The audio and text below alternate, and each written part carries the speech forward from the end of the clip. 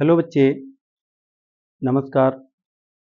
तो प्यारे बच्चे, आज हम लोग के क्लास में चलेगा बिहार बोर्ड से संबंधित हिंदी व्याकरण के वीवीआई ऑब्जेक्टिव क्वेश्चन।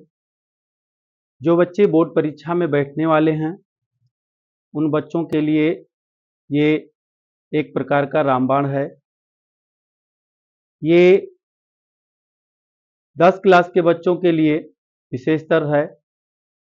यदि इसे इंटर के भी बच्चे देखेंगे तो किसी प्रकार का दिक्कत परेशानी नहीं होगी, उन्हें और बेटर होगा, क्योंकि जो बच्चे हिंदी से लेकर के इंटर में पढ़े हैं उन बच्चों के लिए ये क्वेश्चन एकदम वीवीआई है। प्यारे बच्चे, 10 क्लास के उन बच्चों को ये वीडियो देखना अति आवश्यक है जो बच्चे पढ़ने में कमज़ोर हैं, जिनके पास समय नहीं रह गया हो और परीक्षा आपका दिन प्रतिदिन नज़दीक आ रहा हो, तो उसके लिए आप लोगों के लिए ये 20 वीवीआई ऑब्जेक्टिव क्वेश्चन बोर्ड पे छाप दिए गए हैं, जिसको बारी बारी करके मैं इस वस्तुनिष्ठ प्रश्न को बताऊंगा। और आपसे रिक्वेस्ट है कि आप इस चैनल पे इस वीडियो पर शुरू से लास्ट तक बने रहेंगे, ताकि इसमें जितने भी क्वेश्चन बताऊं वह भली भांति आपको समझ में आए। मैं उन बच्चों से रिक्वेस्ट करूंगा कि जो बच्चे मेरे चैनल पे नए होंगे कृपया करके इस चैनल को सब्सक्राइब करेंगे, वीडियो को शेयर करेंगे। अगर वीडियो समझ में आए हो तो कृपया करके लाइक और कमेंट करना नहीं भूलेंगे। प्यारे बच्चे, आपसे रिक्वेस्ट है। क्वेश्चन चलते हैं। ये बिहार बोर्ड के बच्चों के लिए विशेषतर है। यदि यूपी के भी बच्चे देखते हैं तो देखिए, व्याकरण किसी के लिए अलग से नहीं होता है।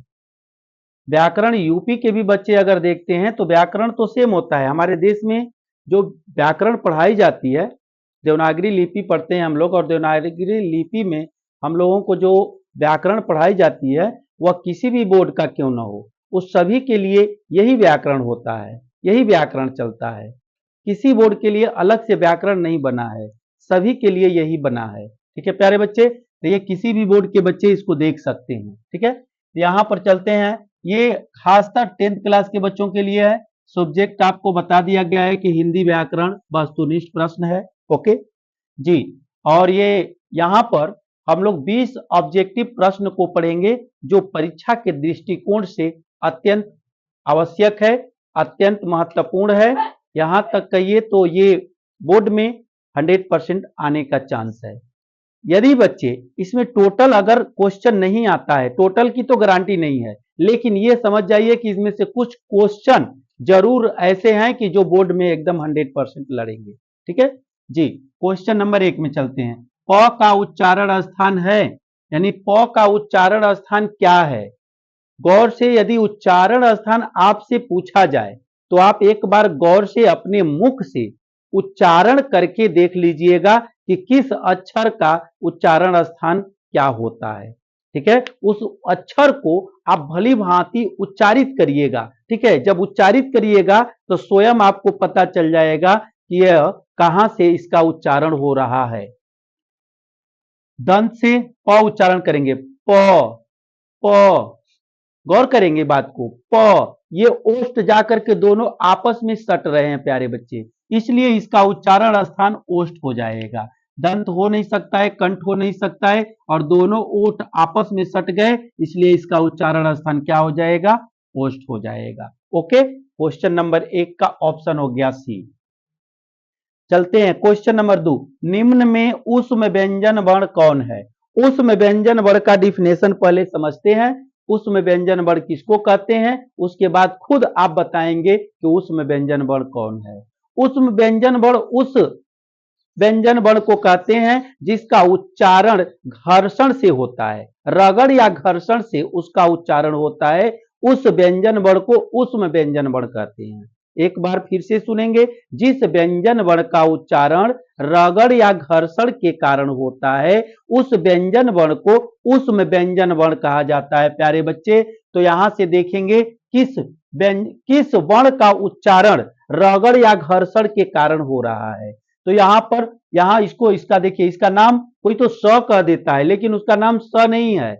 आप देखिए स 3 गो होता है, एक तलाबी स होता है, एक मूर्धन्य स होता है, एक दांत स होता है। ठीक है, तो ये आपका मूर्धन्य स है। क्या है? मूर्धन्य स। तलाबी स के बाद आता है मूर्धन्य स, तो ये मूर्धन्य स है। इसका उच्चारण रगड़ और घर्षण के कारण हो रहा है, इसलिए यह आपका ऊष्म व्यंजन वर्ण हो गया। ये क्वेश्चन नंबर 2 का ऑप्शन आपका हो गया ए। ओके प्यारे बच्चे जी। यहां पर क्वेश्चन नंबर 3 में चलते हैं। अ और छोटी ई मिलाकर कौन सा वर्ण बनते हैं? अ और छोटी ई मिलाकर के कौन सा वर्ण बनते हैं प्यारे बच्चे?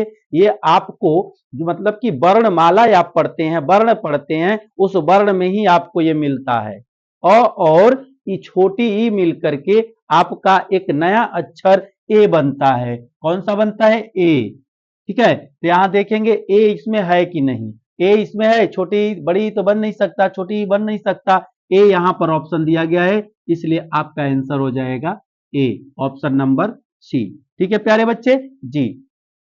क्वेश्चन नंबर 4, क्वेश्चन नंबर 4 है प्यारे बच्चे, पावक का संधि विच्छेद निम्न में से कौन है? पावक शब्द का संधि विच्छेद निम्न में से कौन है प्यारे बच्चे? तो पावक शब्द का संधि विच्छेद होता है पौधन अक। क्या होता है? पौधन अक, पावक हो जाता है। ठीक है, अगर पोधन अन है तो वह पवन हो जाएगा। ओके प्यारे बच्चे, ने धन अन है तो वह नयन हो जाएगा। पे धन अन है तो वह, इसका तो उच्चारण है पेन हो जाएगा। ओके, पन हो जाएगा, पन पन हो जाएगा। ओके, यहां पर प नयन पयन हो जाएगा। क्या हो जाएगा? पयन हो जाएगा। इसलिए यहां पर पावक शब्द का उच्चारण मतलब संधि विच्छेद होगा पौधन अक। क्या बन जाएगा? पावक बन जाएगा।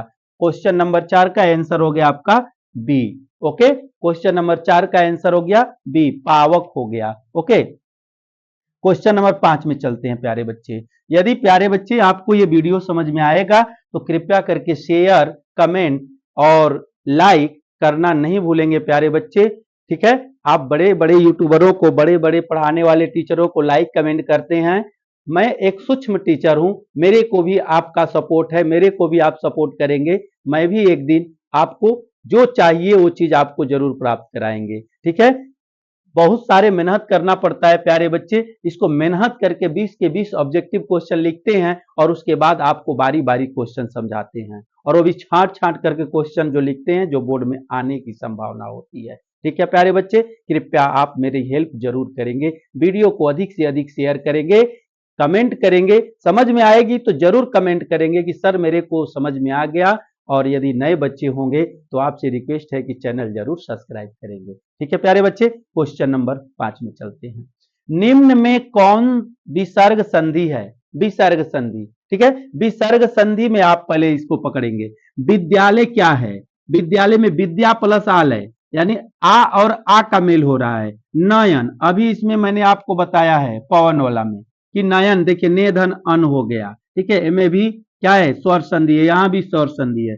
पावक अभी मैंने बताया है कि ये भी स्वर संधि है, क्योंकि अ का मात्रा यहाँ पर अ का मात्रा लगा हुआ है, इसलिए पावक। यहां पर देखेंगे निर्भय, निर्भय में निधन भय होता है, निर्धन भय होता है प्यारे बच्चे, इसलिए निर्भय आपका क्या हो जाएगा? विसर्ग संधि हो जाएगा। ओके, निर्भय आपका विसर्ग संधि हो गया। चलते हैं आगे क्वेश्चन नंबर 6 की ओर। ल कौन सा व्यंजन है? ल कौन सा व्यंजन है प्यारे बच्चे? गौर करेंगे। ऊष्म व्यंजन, तो ऊष्म व्यंजन के बारे में मैं अभी बताया हूं। जिस वर्ण का उच्चारण रगड़ और घर्षण के कारण होता है उसको हम ऊष्म व्यंजन कहते हैं। तो यहां पर ल का उच्चारण रगड़ और घर्षण के कारण नहीं होता है। आपको बताया गया होगा प्यारे बच्चे, य र ल और व अंतः अस्त व्यंजन है। ओके प्यारे बच्चे, ऊष्म व्यंजन नहीं है, स्पर्श व्यंजन नहीं है। स्पर्श व्यंजनों की संख्या 25 है। ओके, कवर्ग, चवर्ग, टवर्ग, तवर्ग, पवर्ग, ये 25 स्पर्श व्यंजन वर्ण में आते हैं। ठीक है, कभी क्वेश्चन पूछ सकता है कि स्पर्श व्यंजन वर्ण की संख्या कितनी होती है, तो आपको याद रखना है 25। वो कैसे? कवर्ग, कवर्ग में क से लेकर के क्या है, अंगा तक है। चवर्ग में च से लेकर इया तक है। पांच पांच को है, प तक चले जाइए, 50 के 25 हो जाएगा। ठीक है प्यारे बच्चे, तो इसका हो जाएगा अंतः अस्त व्यंजन। ल जो है अंतः अस्त व्यंजन है। अंतः अस्त व्यंजनों की संख्या य र ल व, ठीक है, 4 है। कितने हैं? अंतः अस्त व्यंजनों की संख्या कितने हैं? 4 है। क्वेश्चन पूछा जा सकता है कि अंतः अस्त व्यंजन की संख्या कितनी है, तो आपको बताना है 4। ओके, याद रखेंगे। यहां चलते हैं, क्वेश्चन नंबर 7, वर्णों के उच्चारण समूह को क्या कहते हैं? वर्णों के उच्चारण समूह को क्या कहते हैं? गौर कीजिएगा, वर्णों के उच्चारण समूह को क्या कहते हैं? यहां लीजिए, वर्णमाला, ध्वनि, वर्ण, मात्रा। वर्णों के उच्चारण समूह को वर्णमाला कहते हैं। ओके प्यारे बच्चे, वर्णों के उच्चारण समूह को वर्णमाला कहते हैं, याद रखिएगा आप। ठीक है, परफेक्ट आंसर आपका ए हो गया। कलम कौन सा संज्ञा है? कलम कौन सा संज्ञा है प्यारे बच्चे? तो कलम आपका व्यक्तिवाचक संज्ञा है। कलम कौन सा संज्ञा है? कलम व्यक्तिवाचक संज्ञा है प्यारे बच्चे, व्यक्तिवाचक संज्ञा है। कभी कभी ऐसा क्वेश्चन पूछता है, हिमालय कौन सा संज्ञा है? तो हिमालय भी व्यक्तिवाचक संज्ञा है। कुर्सी कौन सा संज्ञा है? व्यक्तिवाचक संज्ञा है। याद रखेंगे। मोहन, सोहन, महात्मा गांधी कौन सा संज्ञा है? दिल्ली, भारत, पाकिस्तान। अगर किसी शहरों का भी नाम दे दे या पूछे कौन सा संज्ञा है, तो याद रखिएगा व्यक्तिवाचक संज्ञा है। ठीक है प्यारे बच्चे जी। क्वेश्चन नंबर 9 में चलते हैं। मित्र शब्द का भाववाचक संज्ञा क्या है? मित्र शब्द का भाववाचक संज्ञा क्या है प्यारे बच्चे? मित्र शब्द का भाववाचक संज्ञा होता है मित्रता। क्या होता है? मित्रता होता है। आप देखेंगे मित्रता, इसमें ऑप्शन बी हो जाएगा। ठीक है प्यारे बच्चे, क्वेश्चन नंबर 10 में चलते हैं। निम्न में कौन सर्वनाम है? सर्वनाम आपको याद रखना है कि सर्वनाम, ये जरूरी नहीं है कि यही क्वेश्चन पूछ सकता है, इससे बदल कर क्वेश्चन पूछेगा, लेकिन फिक्स है कि ये क्वेश्चन पूछेगा। कौन सा सर्वनाम है? तो सर्वनाम का डिफिनेशन आपको याद रखना होगा। सर्वनाम किसको कहते हैं? तो जो संज्ञा का क्या करता है, जो संज्ञा के बदले में आता है, जो संज्ञा के बदले में आता है प्यारे बच्चे, सर्वनाम कहा जाता है। तो इसमें ध्यान देंगे, राजेंद्र तो किसी व्यक्ति का नाम है, पुस्तक तो संज्ञा है। ठीक है, व्यक्तिवाचक संज्ञा में आ जाएगा। मैं, देखिए गौर कीजिएगा, मैं जो है किसके बदला में आया है? कोई व्यक्ति के नाम के बदला में आया है मैं। जैसे मैं मनोज हूं, तो प्यारे बच्चे मनोज के बदला में मैं कह सकता हूं, तो मनोज क्या हो गया? संज्ञा हो गया, और मैं क्या हो गया? आपको पता है, सर्वनाम हो गया। ठीक है प्यारे बच्चे, तो यहां पर मैं क्या है? आपका सर्वनाम हुआ प्यारे बच्चे। ऑप्शन नंबर आपका हो गया सी। अब चलते हैं 11वां नंबर पर। यह और वह कौन सा सर्वनाम है? यह और वह यानी नजदीक के एक वचन के लिए और निश्चित के लिए बोध कराया जाता है कि वह निश्चित एगो है। जब एक वचन हो और वो निश्चित हो, तो उसको हम कहते हैं निश्चयवाचक सर्वनाम। क्या कहते हैं प्यारे बच्चे? निश्चयवाचक सर्वनाम कहते हैं। यह 11 का ऑप्शन नंबर बी हो जाएगा। ओके प्यारे बच्चे, क्वेश्चन नंबर हम 12 में चलते हैं। विशेषण के मुख्यतः कितने भेद हैं? विशेषण के कितने भेद होते हैं? कितने प्रकार का विशेषण होता है? तो प्यारे बच्चे आपको बताया गया होगा, विशेषण 4 प्रकार का होता है। ओके, ऑप्शन 12 का ऑप्शन हो गया आपका ए। क्वेश्चन नंबर 12 का आंसर हो गया आपका ऑप्शन नंबर ए। यहां देखते हैं 13 में, विशेषण की विशेषता बताने वाले शब्द को क्या कहते हैं? विशेषण की विशेषता बताने वाले शब्द को क्या कहते हैं? तो प्यारे बच्चे, विशेषण की विशेषता बताने वाले शब्द को विशेष से कहा जाता है। ठीक है, जिस शब्द की विशेषता बतलाई जाती है उसको विशेष से कहा जाता है। क्या कहा जाता है? विशेष से कहा जाता है। तो यहां पर विशेष से लिखा गया होगा। ठीक है, विशेष से कहा जाता है प्यारे बच्चे, विशेष से कहा जाता है। आगे चलते हैं क्वेश्चन नंबर 14 में। लोगों ने चोर को मारा किस कारक की विभक्ति है? लोगों ने चोर को मारा किस कारक की विभक्ति है प्यारे बच्चे? गौर कीजिएगा, कर्ता ने, कर्ता ने कर्म को, यहां पर ध्यान दीजिए, लोगों ने चोर को, यहाँ पर ने है, यहाँ पर को है, कर्ता ने कर्म को, कर्ता ने कर्म को, यहाँ क्या बताया जा रहा है, किस की विभक्ति है, तो कर्म कारक की विभक्ति है। किसकी विभक्ति है प्यारे बच्चे, कर्म कारक की विभक्ति है। कर्ता ने कर्म को, क्या है, कर्म को, ठीक है। चोर को, ध्यान रखिएगा, चोर को मारने की बात कही जा रही है, इसलिए यहाँ पर कर्म कारक विभक्ति आपकी फॉलो हो जाएगी, आंसर हो जाएगा। क्वेश्चन नंबर 15 में प्रवेश करते हैं। उत्पत्ति के दृष्टिकोण से, उत्पत्ति के दृष्टिकोण से कहिए या दृष्टि से कहिए, शब्द के कितने भेद हैं। उत्पत्ति के दृष्टि से शब्द के कितने भेद हैं प्यारे बच्चे, तो 2, 3, 4, 5। उत्पत्ति की दृष्टि से शब्द के 4 भेद हैं, ठीक है। उत्पत्ति की दृष्टि से शब्द के 4 भेद हैं। साहित्य आपको पता होगा, तद्भव, तद्भव, तत्सम, देशज, विदेशज, ये उत्पत्ति की दृष्टि से शब्द के भेद हैं। तद्भव, तत्सम, देशज और विदेशज, ठीक है। आगे बढ़ते हैं क्वेश्चन नंबर 16 में। आटा शब्द है, क्या है, स्त्रीलिंग है, पुल्लिंग है, नपुंसक लिंग है, कि इनमें से कोई नहीं है, ठीक है। कोई तो जरूर होगा, स्त्रीलिंग होगा या पुल्लिंग होगा या नपुंसक लिंग होगा, कोई तो जरूर हो सकता है, उभय लिंग, ठीक है, उभय लिंग। तो प्यारे बच्चे आटा आपका पुल्लिंग शब्द है, क्या है, आटा आपका पुल्लिंग शब्द है। आगे चलते हैं क्वेश्चन नंबर 17 में, ओके जी। लेखक शब्द का स्त्रीलिंग, स्त्रीलिंग क्या है, लेखक शब्द का स्त्रीलिंग क्या है, तो लेखक शब्द का स्त्रीलिंग लेखिका होता है। गौर कीजिए, लेखिक नहीं, लेखिकीसु नहीं, लेखिका जी, ये ऑप्शन आपका सी हो जाएगा, ओके जी। आगे चलते क्वेश्चन नंबर 18 में। मैं पढ़ रहा हूं किस काल का उदाहरण है, मैं पढ़ रहा हूं किस काल का उदाहरण है प्यारे बच्चे।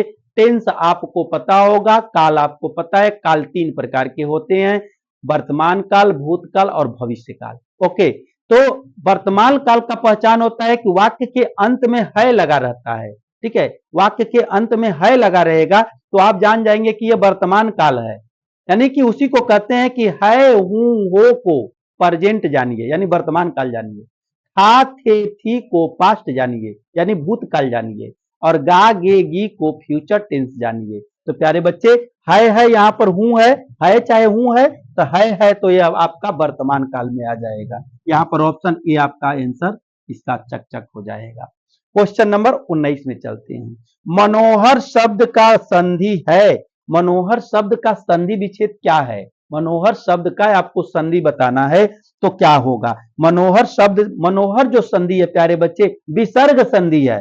तो मनधन हर, मन, मनोधन हर, मनधर हर, यही आपका विसर्ग संधि है। इसी में विसर्ग लगा हुआ है, बाकी किसी में विसर्ग नहीं लगा हुआ है। तो विसर्ग संधि में क्या लगा रहता है, विसर्ग लगा रहता है, इसलिए वह विसर्ग संधि हो जाता है, ओके। यहाँ उल्लास का संधि है, बहुत ही इंपोर्टेंट दोनों संधि है प्यारे बच्चे। ये बोर्ड परीक्षा में 2-2, 3-3, 4-4 बार इस समय पूछा है, 2020, 21, 22 के अंदर पूछा है, 23 के, ओके। तो देखेंगे उल्लास शब्द का संधि क्या होगा, उत्धन लास। ये कौन सा संधि है, तो यहां से आप तुरंत डिसाइड कर लेंगे यह व्यंजन संधि है, क्योंकि यहां पर हलंत लग गया तो यह व्यंजन वर्ड हो गया, ओके प्यारे बच्चे। इस प्रकार प्यारे बच्चे आपके 20 के 20 क्वेश्चन, ऑब्जेक्टिव क्वेश्चन, हिंदी व्याकरण के ऑब्जेक्टिव क्वेश्चन बन करके रेडी हुआ प्यारे बच्चे। यदि आपको वीडियो समझ में आया प्यारे बच्चे तो कृपया करके इस वीडियो को अधिक से अधिक शेयर करेंगे, ठीक है, लाइक करेंगे और कमेंट करना नहीं भूलेंगे प्यारे बच्चे। थैंक यू प्यारे बच्चे।